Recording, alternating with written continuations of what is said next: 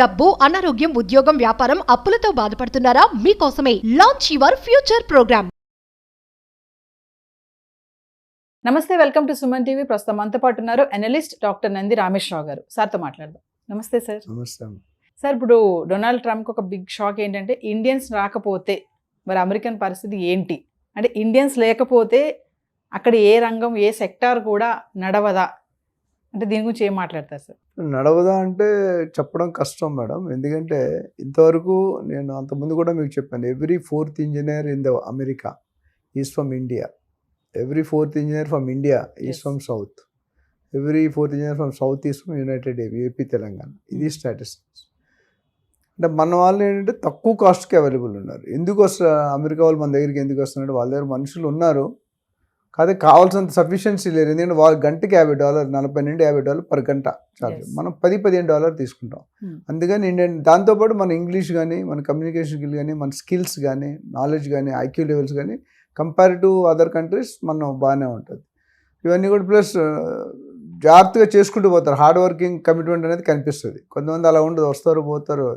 So ఓవరాల్గా చూసుకుంటే ఇండియన్స్తో పాటు మెక్సికన్తో పాటు చైనీస్, వీళ్ళందరూ మేజర్ పోర్ట్ఫోలియో ప్లే చేస్తున్నారు. సో టైట్ చేసి ఇప్పుడు H-1B వీసాలు టైట్ చేసి రూల్స్ పెడితే ఆటోమేటిక్గా వీళ్ళు ఆల్టర్నేటివ్ దారిలో ఎత్తుక్కుంటారు. సో వాళ్ళు లేనందువల్ల కొద్దిగా ఇప్పుడు మన 25% ఎక్కడి నుంచి చెప్పింది 20% మన వాళ్ళే ఉన్నారు అక్కడ ఎంప్లాయ్మెంట్ లెవెల్లో. కానీ సో వీళ్ళు లేరు అనుకోండి, కొనేవాళ్ళు ఎవరు ఉంటారు అక్కడ? మ్యానుఫ్యాక్చరింగ్ ప్రొడక్ట్స్ అంటే సంబడి దేర్ షుడ్ ప్రొడక్షన్ అయిన తర్వాత అమ్మగలగాలి. స్టాక్ పెట్టుకుంటే ఉపయోగం లేదు. సో ఓవరాల్ ఇంపాక్ట్ అయితే ఉంటుంది. మొత్తం ఉంటుందని చెప్పను, కొద్దిగా ఉంటుంది. ఇనీషియల్ 5-10 ఇయర్స్లో బాగా ఆ గ్యాప్ కనిపిస్తుంది. ఆ గ్యాప్ కవర్ చేయడానికి it will take some time. అంటే సార్, ఇప్పుడు మెక్సికన్, ఇండియా లాంటి దేశాలకు అవకాశాలు కల్పించకపోతే అమెరికన్ మ్యానుఫ్యాక్చరింగ్ సెక్టర్ దెబ్బతింటుందంటారా? పార్షల్లీ దెబ్బతింది, మొత్తం దెబ్బతింది. బట్ డెఫినెట్గా దేర్ విల్ బి లో అవుట్పుట్. ఎందుకంటే ఇన్పుట్ సరిగ్గా లేదు కదా. ఇప్పుడు అంతమంది అమెరికా వాళ్ళు ఉన్నా మన వాళ్ళు పిలిచి వాళ్ళు వీసా ఇచ్చి 3 సంవత్సరాలు, 5 సంవత్సరాలు, 7 సంవత్సరాలు రకరకాలుగా పెడుతున్నారు. పెట్టినప్పుడు ఆ ఇంపాక్ట్ అనేది కనిపిస్తుంది. ఎందుకంటే గ్యాప్ని ఫిల్ చేయడం అంత ఈజీ కాదు. ఇప్పుడు మనకున్న లిటరసీ రేట్ కానీ, మనకున్న గ్రోత్ కానీ, మనకున్న GDP కానీ మిగతా అన్ని కంట్రీలకి లేవు. కొన్ని కంట్రీలకి ఉన్నాయి, చైనా, జపాన్ తీస్తే మిగతా అంత లేవు. సో ఓవరాల్గా చూసుకుంటే ఇంపాక్ట్ అనేది పడుతుంది. కాకపోతే కంట్రీని మూసేస్తారని నేను చెప్పను, పార్షియల్ ఇంపాక్ట్ పడుతుంది. ఆ ఇంపాక్ట్ని ఎలా ఫీల్ చేయాలనేది మళ్ళీ వీళ్ళనే పిలుస్తారా, లేకపోతే కొత్త వాళ్ళని ట్రైన్ చేసి కొత్త వాళ్ళకి ఇస్తారా, వాళ్ళకి ఇస్తారు. ఇప్పుడు ఏంటి ప్రాబ్లం ఏంటంటే, మన ట్రంప్ గారి ప్రాబ్లం ఏంటి, మన దగ్గర ఉన్న సిటిజన్స్కి జాబులు లేవు. ఎక్కడో బయట నుండి వచ్చి చదువుకొని ఇక్కడ సెటిల్ అయిపోయి మన వాళ్ళు జాబులు వాళ్ళు కొట్టేస్తున్నారు. మన వాళ్ళు ఫస్ట్ మనం కొట్టుకుంటే చూసుకోవాలి, తర్వాత మిగతా పొరిగింటి వాళ్ళు చూద్దాం అంటాడు. అది ప్లాన్. సో ఇవాళ నేను ఫస్ట్ టర్మ్ నుండి కూడా నడుస్తుంది. ఫస్ట్ టర్మ్లో అంత సక్సెస్ కాలేదు, ఇప్పుడు మాత్రం సక్సెస్ అయ్యడానికి చాలా తీవ్రంగా ప్రయత్నిస్తున్నారు. అంటే ఎప్పటి నుంచో చూసుకుంటే ట్రంప్కి వలసదారుల్ని ఆపేయాలనేది అయితే ఆలోచన ఎప్పటి నుంచో ఉన్నది. ఆయన దేశభక్తుడు, చెప్పాను కదా. ఇప్పుడు అంటే తప్పేం లేదండి. అది మన దేశంలో మన ఫుడ్ లేకుండా వేరే వాళ్ళు ఫుడ్ చూడడం కరెక్ట్ కాదు. కానీ అట్లానే మన వాళ్ళు కూడా మరి ఫీజులు ఎంత 50 లక్షలు 60 లక్షలు కడుతున్నారు అమెరికాలో చదువుకొని మీరు వెళ్ళిపోండి. రావదంట్లో ఇండియన్స్ రండి, చదువుకోండి, డిగ్రీలు తీసుకుంటే పట్టాలు వెళ్ళిపోండి అంటున్నాడు. మన అంటే నేను 50 లక్షలు ఖర్చు పెట్టా కానీ నేను అక్కడ ఒక 5 కోట్లు సంపాదించి మళ్ళీ రాకుండా ఎట్లుంటాను మన వాళ్ళు అంటారు. అయితే వారి యాక్టివిటీస్ ప్రకారం, నాలెడ్జ్ స్కిల్ మన పెర్ఫార్మెన్స్, డాక్టర్స్, ఇంజనీర్స్, ఇండస్ట్రీస్, నాకు తెలిసిన చాలా మంది బిజినెస్ గవర్నమెంట్ కంపెనీలో ఉన్నారు. అమెరికన్ గవర్నమెంట్లో ఇండియన్ పీపుల్. ఇక్కడ మనకి ఎంతమంది కనిపిస్తారు అమెరికా వాళ్ళు? ఇండియాలో పెద్దగా ఉండరు, 1-2 ఉంటాయి. ఇక్కడ అలా కొంతమంది డైరెక్ట్గా వెళ్ళి అక్కడ బిజినెస్లే స్టార్ట్ చేస్తున్నారు. మా కజిన్ ఒకటి ఉన్నాడు ఇరిగేషన్లో, ఇక్కడ అమీర్పేటలో 13-14 BE సివిల్ చేసి అమీర్పేటలో 13,000 శాలరీ పని చేశాడు ఒక 20 years బ్యాక్. ఇప్పుడు అక్కడ వెళ్ళి ఒక industry is given employment to 100-200 people. అలాంటివి తట్టుకోలేకపోతున్నారు. అంటే ఇప్పుడు చూసుకుంటే AI కానీ, క్లౌడ్ సర్వీస్ కానీ, ఆటోమేషన్ కానీ, ఇప్పుడు ఇలాంటి రంగాల్లో సాఫ్ట్వేర్ ప్రోగ్రామ్స్లో నిపుణుల కొరత అయితే కనిపిస్తుందని అంటున్నారు.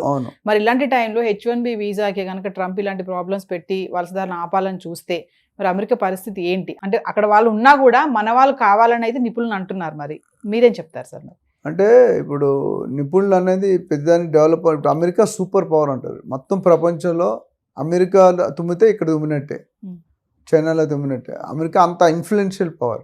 సో వాళ్ళు డెసిషన్ తీసుకునేది పబ్లిక్ రిలేషన్స్ కూడా దృష్టిలో పెట్టుకుంటారు. మొదట మీరు చూసి ట్రంప్ ఎన్నికలు రిజల్ట్ రాగానే ఒకలా మాట్లాడాడు, తర్వాత ఎలన్ మస్క్ ఒకలా మాట్లాడాడు, ఇప్పుడు ఇంకోలా మాట్లాడు. పాజిటివ్ అన్నాడు, హెడ్డింగ్ ఏం పెట్టాడు, H-1B శుభవార్త అంటాడు. ఎక్కువ మైనర్ చేంజెస్ చేశారు. సో దాన్ని బట్టి చూసుకుంటే ఇంపాక్ట్ అనేది మన ఇంజనీర్స్ రిక్వైర్మెంట్ అయితే ఎంతైనా ఉంది, ఎందుకంటే గ్రోయింగ్ కంట్రీ అది. ఆల్రెడీ డెవలప్డ్ కంట్రీ, అందరికంటే నెంబర్ 1 ఉండాలనుకున్న కంట్రీ ప్రెసిడెంట్ మన అమెరికా ప్రెసిడెంట్ కంటే నాకు తెలిసి పెద్ద పొజిషన్ ఇంకా వరల్డ్లో లేదు. Is the final authority. ఓవరాల్గా ఇంపాక్ట్ కాదు, బట్ నేను అంత అనుకోవడం ప్రకారం మొత్తం అందరినీ తీసాడు, టైట్ చేస్తాడు. ఎవరికి ఇబ్బంది అంటే ఎవరైతే ఇల్లీగల్గా స్కిల్స్ లేకుంటే, స్కిల్ సెట్ ఓరియంట్ లేకుంటే వాళ్ళకి ఇబ్బంది. మామూలుగా చేసేలో I don't think any problem. ఇప్పుడు నా స్కూల్ ఫ్రెండ్స్ ఉన్నారు 1980s pass out 10th class. ఇప్పుడు గ్రీన్ కార్డు సిటిజన్ అన్నీ వచ్చేసాయి వాళ్ళకి. So they cannot be mode. ఇప్పుడు వెళ్ళబోయే వాళ్ళకి రీసెంట్గా 1-2 years వెళ్ళే వాళ్ళకి ఇబ్బంది. స్కిల్ ఉంటే మాత్రం నాకు తెలిసి they will not, they are not targeting India. నేను లాస్ట్ టైం కూడా మన ఇండియాలో ఏంటంటే ఇప్పుడు ఇల్లీగల్గా ఎవరైతే పని చేస్తున్నారో, ఒక రెస్టారెంట్ నడుపుతున్నాడు మా ఇంకో కజిన్, ఆయన 12 మంది ఎంప్లాయీస్ అందరూ ఇల్లీగలే. ఇప్పుడు చెక్ చేసినప్పుడు ఆ డౌట్ నిజంగా చేసేవాడితో మిమ్మల్ని కూడా చెక్, ఇప్పుడు మనం ముగ్గురు ఉన్నాం, మీరు ఇల్లీగల్ నేను లీగల్, నన్ను అడుగుతాడు, మిమ్మల్ని మీరు చూపించడానికి ఏముండదు, అప్పుడు మీరు దొరికిపోతారు. ఆ థ్రెట్ ఎక్కువైంది. డైరెక్ట్గా ఇండియన్ తీసేస్తానని చెప్పట్లేదు ఆయన. సో ఇంపాక్ట్ అయితే అనేది ఉంటుంది. అమెరికా పరిస్థితి ఏం అవ్వదు, but definitely there is a gap, there is a slip between the cup and the lip అన్నట్టు కొన్ని రోజులు ఇబ్బంది పడాల్సిన అవసరం ఎంతైనా కనిపిస్తుంది. మన వాళ్ళని వదులుకోరు, ఎందుకంటే తక్కువ కాస్ట్, లేబర్ కాస్ట్ చాలా తక్కువ. బ్యాక్ అండ్ సర్వీస్ అన్ని ఇప్పుడు మన ఇండియాలోని ఇక్కడ హైదరాబాద్లో కూడా జరుగుతుంది. బిగ్గెస్ట్ ఆఫీస్ గూగుల్, ఏవి చూసుకున్నాం పెద్ద పెద్ద కంపెనీలు, IBM, మైక్రోసాఫ్ట్, ఇవన్నీ కూడా H1B వీసాలోనే మ్యాక్సిమం ఉన్నారు. ఇక్కడ నుండి అక్కడికి వెళ్ళినారు. So we have to wait and watch. డెఫినెట్గా వాళ్ళు కూడా రీథింక్ చేస్తారు. ఇప్పటికిప్పుడే ఈ గత 2 నెలల్లో కూడా చాలా చేంజ్లు అయినాయి. ముందు మొత్తం పంపించేస్తాం అన్నాడు, తర్వాత లిస్ట్ అన్నాడు, తర్వాత ఇది చైల్డ్ బర్త్ అన్నాడు.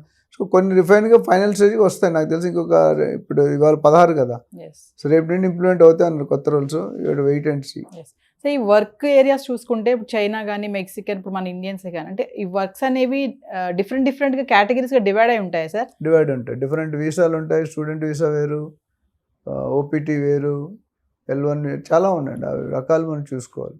సో ఏదేమైనా సార్ ఫైనల్ అయితే ఇప్పుడు H1B వీసా కనుక ఆపేస్తే, అన్ని మన రూల్స్ కనుక మార్చేసి ఇవన్నీ చేస్తే గనక మరి అమెరికాకి ఇబ్బంది ఉంది అంటే ఫైనల్గా ఏం చెప్తారు? మరిగా ఇబ్బంది ఉన్నప్పుడు ప్రతి అధ్యక్షుడు కొత్తగా ప్రైమ్ మినిస్టర్, కొత్త సీఎం, కొత్త ప్రెసిడెంట్ అయినప్పుడు definitely they will get to bring some change. ఆ చేంజెస్ సెట్ కావడానికి టీథింగ్ ప్రాబ్లమ్స్ ఉంటాయి. ఈయన అనుకున్నదోటి జరిగేదోటి ఫైనల్గా ఇంకోటి ఏదో అవుతుంది. సో ఓవరాల్గా ఆ సెట్ అవ్వడం టైం ఉంటుంది. But they are very cautious before taking any decision. ఎందుకంటే మొత్తం ప్రపంచం అంతా అమెరికా మీద డిపెండ్ అయింది కాబట్టి definitely there will be gap. ఆ గ్యాప్ని ఎలా అడ్జస్ట్ చేయాలి, నెక్స్ట్ టాస్క్ అంటే ఆ గ్యాప్ని ఎలా ఫిల్ చేయాలి, ఇంకెవరితో ఫిల్ చేస్తారు. అంటే ప్రపంచంలో తెలివైన వాళ్ళు చాలా తక్కువ మంది ఉన్నారు. లిటరసీ రేట్ కొన్నాళ్ళు లిటరసీనే లేదు. అది చూసుకొని they have to take it. చరిత్రలో విదేశీయులు అంటే మన ఇండియన్స్ అంటే ఏమంటారు సార్? డెఫినెట్గా, ఎందుకంటే they are taking one of the major share of the H1B వీసాలు. ఎవ్రీ ఇయర్ 25,000 20,000 ఇస్తున్నారు, 8,000. ద మేజర్ స్టేక్ మందే ఉంటుంది. అయితే ఇల్లీగల్గా వెళ్ళిన దాంట్లో మన లిస్ట్ తక్కువనే ఉంది, ఎక్కువ ఉందని చెప్పలేము. ఇల్లీగల్గా వెళ్ళిన దాంట్లో మిగతా అవి ఉన్నాయి. కానీ India I think reasonably good. ఇంకోటి చూసుకుంటే సార్ గూగుల్ కానీ AI కానీ ఇలాంటి వాటిలో చూసుకుంటే మన వాళ్ళే అక్కడ హెడ్స్గా కూడా అక్కడ రాణిస్తున్నారు. అది కరెక్ట్ అండి. ఎందుకంటే ఇప్పుడు హెడ్ ఎవరు అవుతారు, ఇప్పుడు ఇండియాలోనే చెప్తాను, ఒక BHL కానీ, BDL కానీ, DRDL కానీ ఒక 1000 మంది ఇంజనీర్ జాయిన్ అయ్యారు ఫస్ట్లో ఫ్రెషర్స్.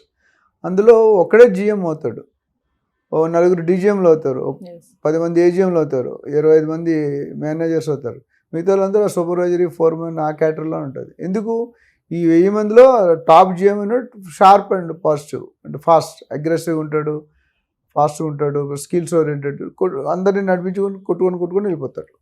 సో అక్కడ కూడా మన దగ్గర ఏంటంటే మన commitment is very good. Indian commitments చూసుకుని చాలా ఇక్కడ ఇండియాలో కూడా కొన్ని స్టేట్లో పనిచేయరు, కొన్ని స్టేట్లో కమిటెడ్గా పనిచేయరు. వాళ్ళని ఇక్కడ తెచ్చుకొని ఇక్కడ మన హైదరాబాద్లో కూడా పని చేయించుకుంటున్నాం. అదేవిధంగా వాళ్ళు ఇండియన్స్ ఏంటంటే ఫారినర్ స్టైల్ వేరు, అక్కడ వర్కింగ్ వాళ్ళు. మన వాళ్ళు ఓటీలు కూడా చేస్తారు. అంటే కంపెనీకి అవసరం ఉంది అనుకుంటే గంటకి $10 $20 ఇచ్చినా 8 గంటలు అయితే ఆడు 16 గంటలు 12 గంటలు పని చేస్తున్నాడు. సో ఆ కమిట్మెంట్ వల్ల ఆడు ఎక్స్పీరియన్స్ ఎక్కువ వస్తుంది, ఎక్స్పోజర్ ఎక్కువ వస్తుంది, వర్కింగ్ అంటే కూడా చాలా స్లోగా హెడ్స్ అవడం కొద్దిగా easy for them, easy platform. So మనం ఇందాక మాట్లాడుకున్నట్టుగా మెక్సికన్ కానీ, ఇండియన్స్ కానీ మన ఇలా దేశాలకి అవకాశాలు కల్పిస్తే అమెరికన్ మ్యానుఫ్యాక్చరింగ్ సెక్టర్ సెట్ అవుతుంది. డెఫినెట్గా there be better position. Thank you.